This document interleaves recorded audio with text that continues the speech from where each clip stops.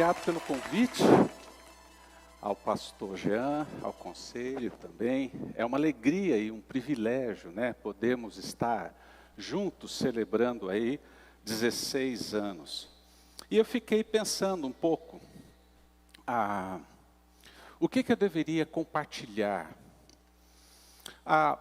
O que faz da vida cristã ser algo que constantemente nos motiva, nos anima? Como não perder dentro da caminhada as coisas que são mais importantes aí para a vida? Como nós fazemos isso? E por isso, eu queria compartilhar com vocês o texto de Efésios, capítulo 2, de 1 a 10. Efésios, capítulo 2, de 1 a 10. Para vocês me ajudarem, ou até mesmo participarem, eu vou estar lendo os versículos ímpares e queria pedir que vocês lessem os pares. Vamos lá?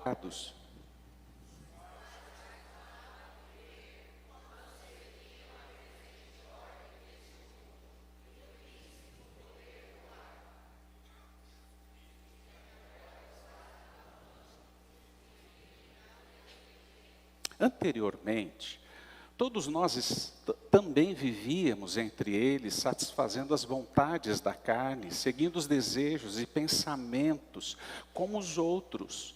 Éramos, por natureza, merecedores da ira.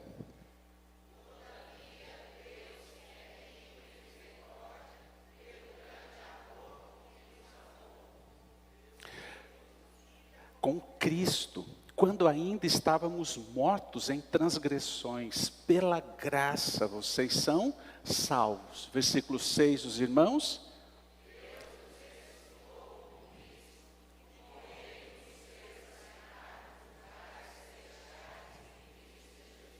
Para mostrar nas eras que hão de vir a incomparável riqueza da sua graça, demonstrada em sua bondade para conosco em Cristo Jesus.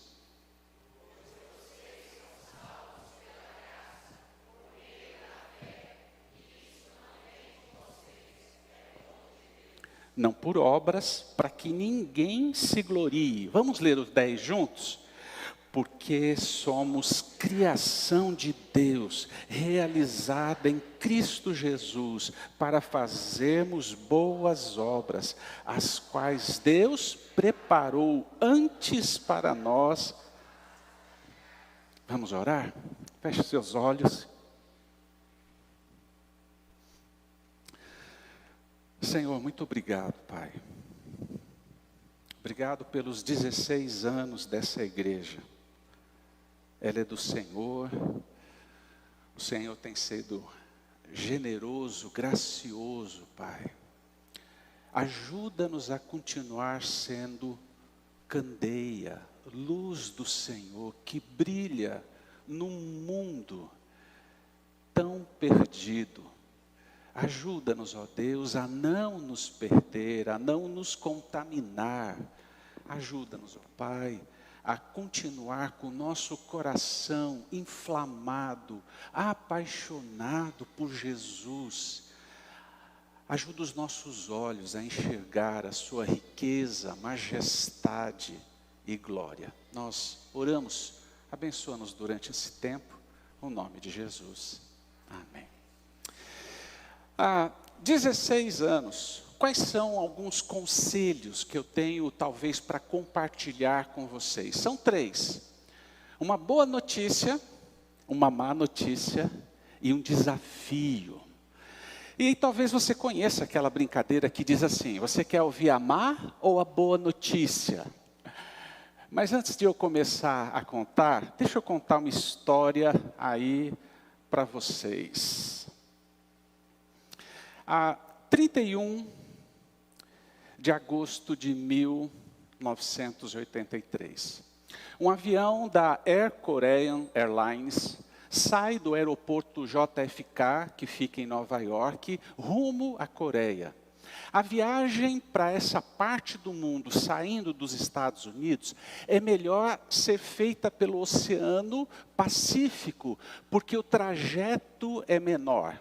O problema é que você vai viajar a noite inteira ou muitas horas por sobre água. Mas a viagem fica mais curta. Então, como normalmente acontece, esse avião sai de Nova York, ele voa até o Alasca. No Alasca, ele abastece os tanques e sai para viajar. Viaja a noite inteirinha. Quando chega no outro dia, o dia está clareando, 2 caças russos chegam atrás do avião e começam a dizer: vocês invadiram o espaço aéreo da União Soviética. Nós vamos te dar as coordenadas e pouse, senão o avião vai ser abatido. Os pilotos assustados começam a olhar os monitores, os indicadores, e eles começam assim: como assim? Não, nós estamos a poucas horas de chegar na Coreia. E os pilotos continuam dizendo: vocês invadiram o espaço aéreo. Mude a rota ou nós vamos abatê-lo. Muda a roda, não muda, muda, não muda, muda, não muda.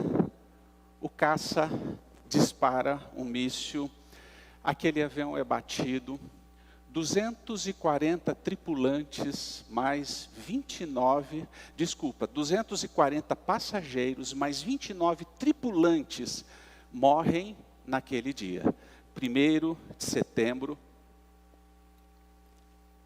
de 1983. Uma tragédia.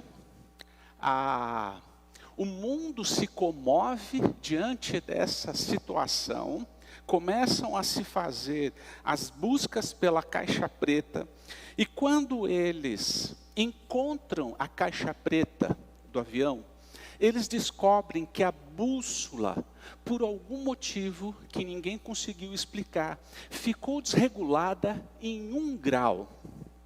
1 grau, ele voou errado a noite inteira sobre 1 grau. Sabe o que gera a distância? Por exemplo, 1 grau, se você andar 100 metros, você vai estar 1,75 m de distância onde você estaria. É algo muito pouco. Mas depois de voar horas e horas, quilômetros e quilômetros, milhas e milhas, eles estavam a mais de 500 quilômetros de distância da rota que eles deveriam estar. Esse acidente foi tão trágico que o presidente Ronald Reagan aprovou, depois desse acidente, que os aviões comerciais pudessem usar o GPS e não dependessem mais somente da bússola. Porque se eles usassem o GPS, esse erro não teria acontecido. A má notícia que eu tenho para cada um de nós é que nós nascemos com uma bússola errada. Uma bússola que tem um marcador que se distancia daquilo que deveria ser a rota ou o estilo de vida da nossa existência. É exatamente isso que Paulo diz ao dizer: vocês estavam mortos em suas transgressões e pecados, nos quais costumavam viver quando seguiam a presente ordem desse mundo e o príncipe do poder do ar, o espírito que agora está atuando nos que vivem na desobediência. Vamos ler isso no singular? Talvez para nos ajudar a entender que eu preciso resgatar o entendimento e a seriedade do que é ter sido ou ser marcado pelo pecado. Você estava morto em suas transgressões e pecado, nos quais costumava viver quando seguia a presente ordem desse mundo e o príncipe do poder do ar. O espírito que agora está atuando em você que vive na desobediência. Com o passar do tempo, dentro da igreja, a gente parece que começa a perder o entendimento do que a ruptura que aconteceu com os nossos primeiros pais gera na nossa existência. A gente vem domingo, normalmente você põe qualquer roupa para vir na igreja? Não. E homem é aquela coisa, né? Homem a gente se veste, põe a camisa e a esposa olha, não combina, troca, não é? E os mais sábios já nem brigam, trocam, mas amor combina, não combina, troca.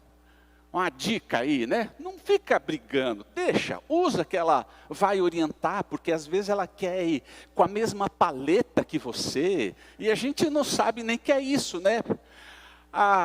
Mas nós fomos marcados pelo pecado. Aí a gente começa, a gente é salvo e a gente começa a viver no ambiente cristão, e parece que a consciência de quão sério aconteceu vai diluindo. A gente começa a se achar bonitinho, cheirosinho, a gente começa a se achar, nossa, eu acho que Jesus fez um favor em me salvar, porque eu sou tão bom. Mas a gente esquece que tudo isso já é fruto da graça de Deus agindo na nossa vida. O que os nossos primeiros pais fizeram, gente, não foi assim ups, desculpa, pisei sem querer.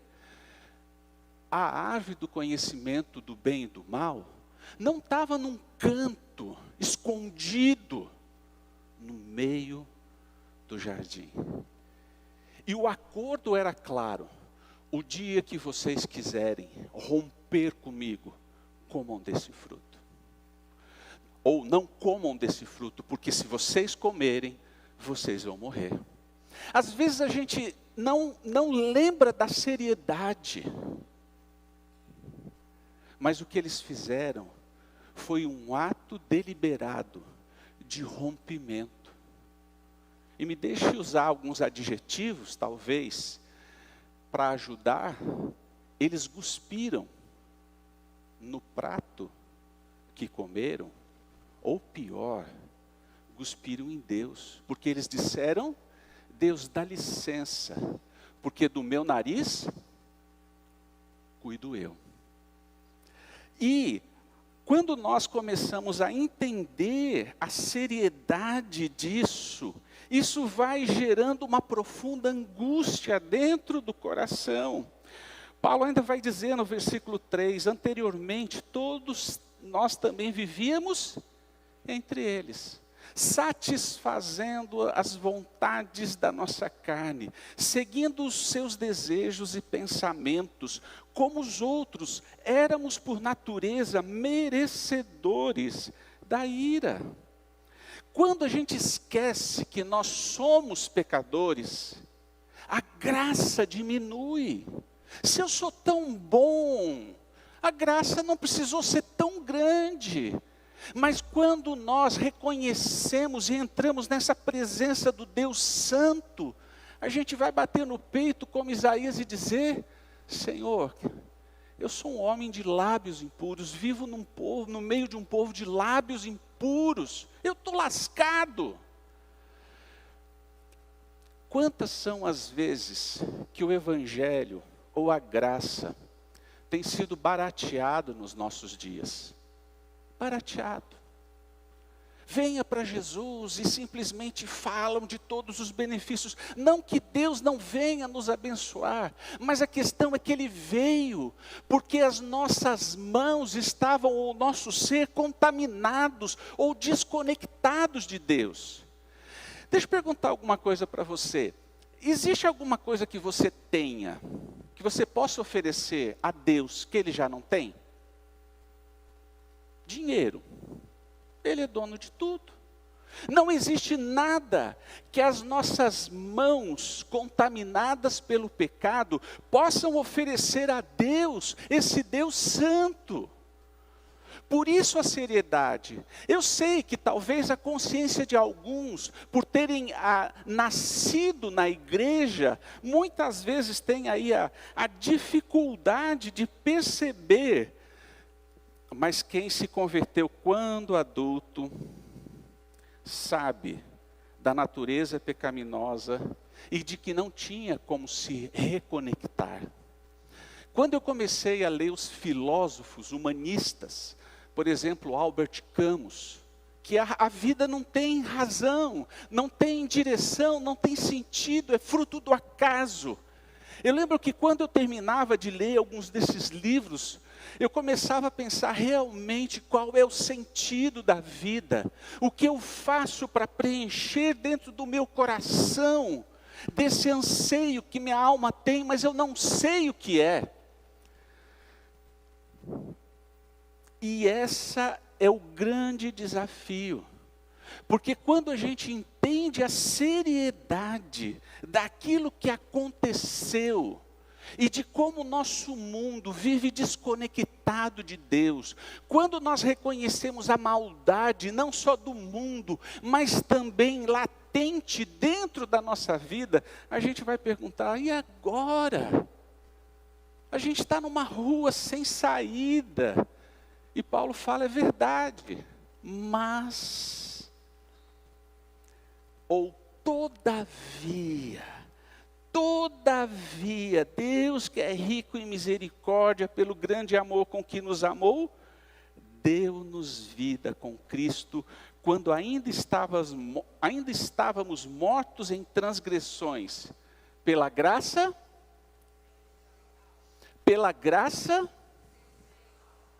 eu posso ouvir um amém, ou talvez até um aleluia, glória a Deus, porque nós somos salvos por causa dessa ação bondosa de Deus. E quando a gente olha as nossas limitações, mas a grandeza de Deus, a gente fala, mas Deus, como assim o Senhor vai amar alguém como eu?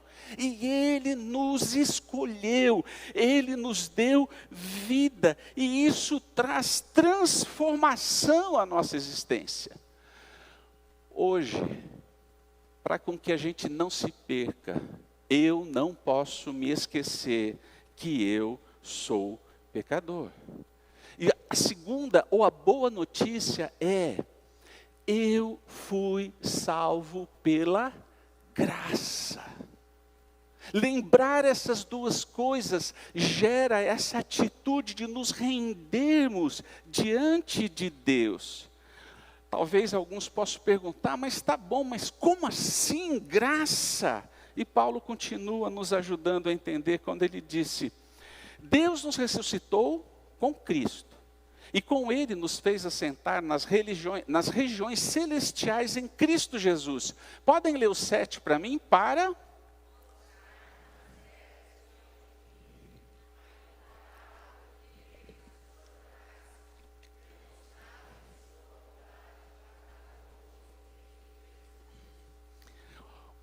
Como é demonstrado, o que Deus fez, sabendo que a humanidade estava perdida, não tinha como se reconectar, na eternidade, Deus Pai, Deus Filho, Deus Espírito Santo, planejam uma obra de resgate. Deus Filho entra na história, se veste de carne, caminha e vive sem pecado. E por nascer sem pecado, viver sem pecado, Ele pode então oferecer a vida dele como resgate na cruz. E ali Ele morre, porque Ele paga. Ele recebe sobre Ele a ira de Deus. E ao receber a ira de Deus, que deveria ser derramado, Ele vai redimir, Ele vai pagar, Ele ganha o poder de nos oferecer a reconexão. Gente, que presente maravilhoso esse. Quando eu entendo quem Jesus disse ser, Ele é Deus.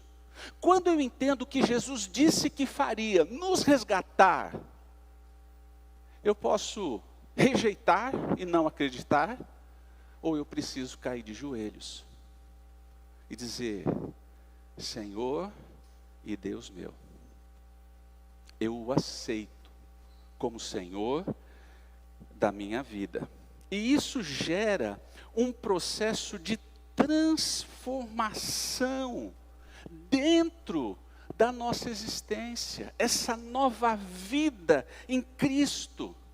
Por isso que constantemente eu preciso lembrar: eu sou pecador,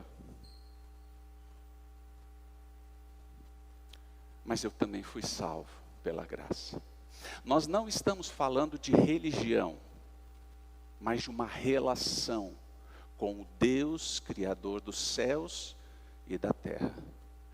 E aí, Paulo vai ampliar o texto quando ele fala: pois vocês são salvos pela graça, por meio da fé. Isso não vem de vocês, não por obras, para que ninguém...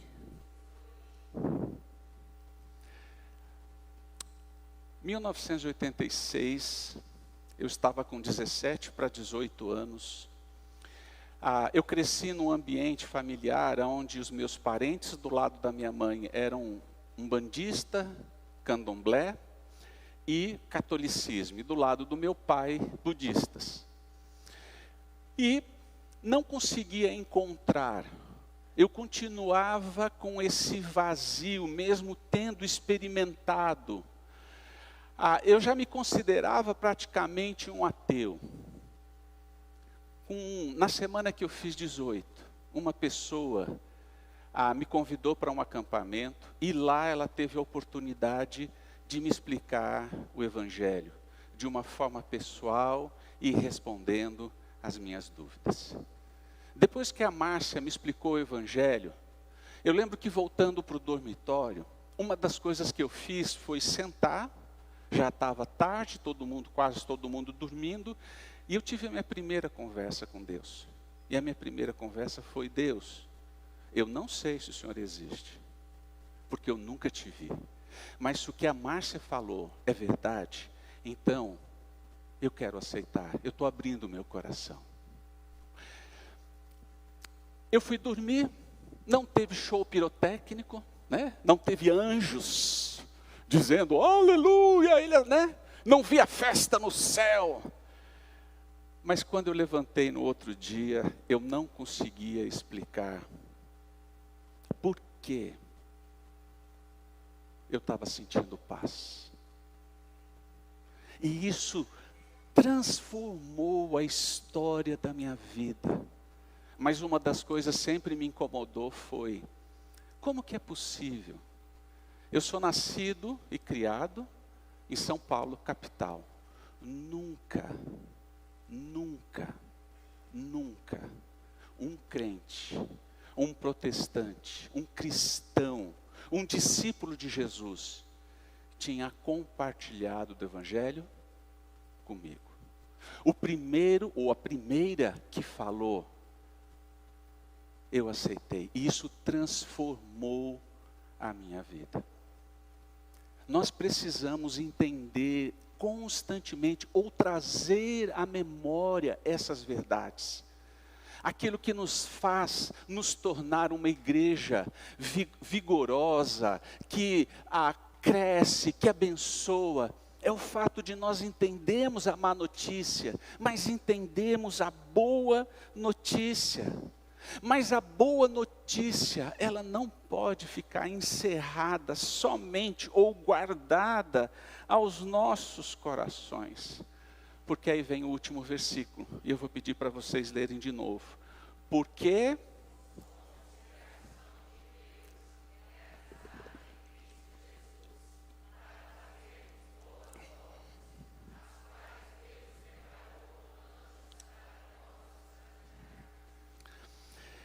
a inquietação me fez ir para o seminário, terminei o seminário, fui para a cidade de Bauru, começamos, me casei, nos casamos, eu e a Lu.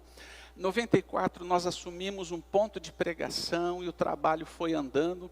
Em 1995 nós reformamos o muro e pintamos, Igreja Presbiteriana Calvário. O vizinho, na outra rua, com a igreja, um dia viu seu Alcides, 65 anos. Entrou, ouviu o evangelho e se converteu. Um dia seu Alcides me chama para tomar um cafezinho lá na casa dele, da dona Rosária, e diz assim: pastor, para de ficar fazendo aquela lamúria lá. Eu, 18 anos, nunca conheci Jesus. Eu já fiquei assustado, né? Eu falei assim, não, o que eu estou fazendo? O que eu fiz de errado? Ele falou, pastor, eu tinha 65 anos. O senhor sabe quanta coisa minha vida teria sido diferente? Eu falei, é verdade. Mas Deus é esse bondoso Deus. E eu queria chamar a sua atenção para essa pequena palavra que está aí em vermelho. Criação. Quando a gente olha essa palavra, às vezes a gente não percebe a grandeza e a importância dessa palavra. Na revista atualizada está feitura, porque somos feituras de Deus. Eu não sei se você sabe, mas essa palavra no grego é poiema, da onde nasce poesia, poema.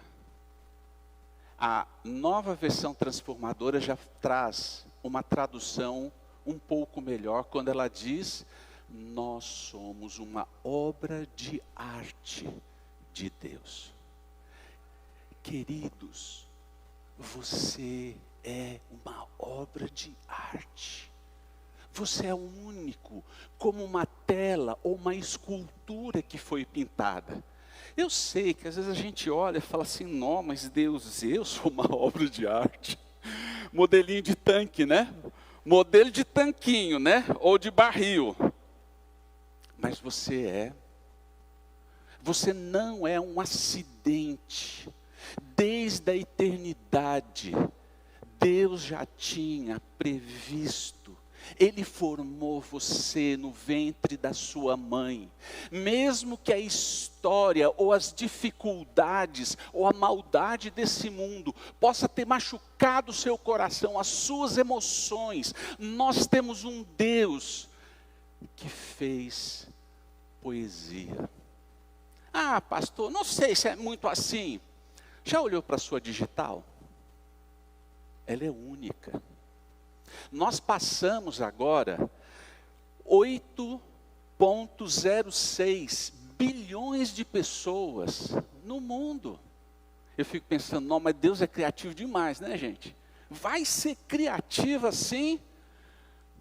A íris é única. Por isso que banco, você põe o dedo ou alguns você olha. A combinação de cores da sua íris é única, em meio a 8 bilhões de pessoas que existem, sem contar o número de pessoas que já existiu. Você é uma obra de arte de Deus, e Ele deseja com que a graça continue tirando de você, gerando em você um discípulo, uma discípula de Jesus, que cada vez mais expressa alegria, graça, cada vez mais Deus vai transformando na imagem de Cristo e nos fazendo sim pessoas melhores. Mas eu preciso ser discípulo de Jesus, eu preciso andar com Ele. Mas a terceira é que eu não posso esquecer que eu fui salvo para a missão. Cadê o amém? Você foi salvo e Deus tem obras que Ele fez para você. Deus tem boas obras que Ele fez para você. Ah, mas eu não sei. Eu também não. Deus não nos dá um mapa, começo ao fim da vida. Amanhã você vai encontrar um fulano, dá um dinheiro para ele. Chegando no trabalho, você vai dar uma... Não dá um mapa. Por quê? Ele nos deu um guia. O Espírito Santo que vem morar. O Paráclito quem anda conosco e pode nos orientar. Ele nos deu a palavra que nos ajuda a conhecer quem Ele é e a sua vontade. E quanto mais eu leio a palavra, quanto mais eu busco viver, mais eu começo a ganhar consciência de que de alguma forma eu posso abençoar as pessoas. Você pode fazer da melhor forma possível, de uma forma excelente, para com que isso gere bênção na vida das pessoas. Essa sempre é uma dúvida, mas como que eu faço? Há muitos anos atrás, eu participei, eu e a Lu, de um treinamento do Haggai, que é um instituto, né, de treinamento, formação de liderança. E naquele treinamento que foi para a igreja toda, a pessoa termina dizendo assim: eu queria que você orasse, pedindo a Deus a oportunidade de ser bênção na vida das pessoas, de enxergar aquilo que Deus deseja fazer, ou como deseja abençoar, ou as boas obras. E eu e a Lu, nós fizemos. Senhor, abençoa, mostra. Nós tínhamos mudado recentemente para uma outra casa. E nós naquela noite, quando chegamos no mesmo momento que o vizinho da frente.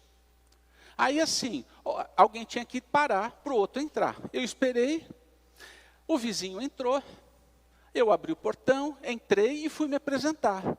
Oi, eu sou Ricardo, minha esposa Luciana, nós mudamos para cá agora, e ali morava o Zé, a Valquíria e 2 filhos. Passado alguns dias, eu precisei de uma ferramenta. E aí, para quem que eu fui pedir? Para o Zé. Ô Zé, você tem tal ferramenta? E aí começou a fazer uma amizade. Um dia o Zé perguntou: o que você faz? Eu falei: olha, eu sou pastor. Ah, você é pastor? Aí, depois de um tempo, a Valquíria e os 2 filhos foram visitar a igreja, ouviram o evangelho e se converteram. Eu não sei quais são as coisas que Deus vai fazer, mas eu queria que você não esquecesse a má notícia: nós somos pecadores. E se você deixar de ler a palavra, andar com Jesus, você vai soltar os bichos, você vai soltar a maldade que existe dentro de você. Mas andando com Deus, ao invés das obras da carne, nós experimentamos o fruto do Espírito Santo. E tudo isso porque um dia o Senhor Jesus morreu e ressuscitou por cada um de nós. Mas Ele não faz isso para com que a gente vive ao nosso bel prazer. Ele deseja com que muitos outros Ricardos, Alcides, Marias, José, ouçam o Evangelho e se rendam a Ele. Mas para isso, Ele nos chama para sermos cooperadores da sua obra. Eu queria convidar você a fechar seus olhos, a nós orarmos. Pastor Jean, talvez hoje você precise ser lembrado: você não é um acidente, você é criação, obra de arte, você é alguém precioso para Deus. Por isso o Senhor Jesus morreu naquela cruz.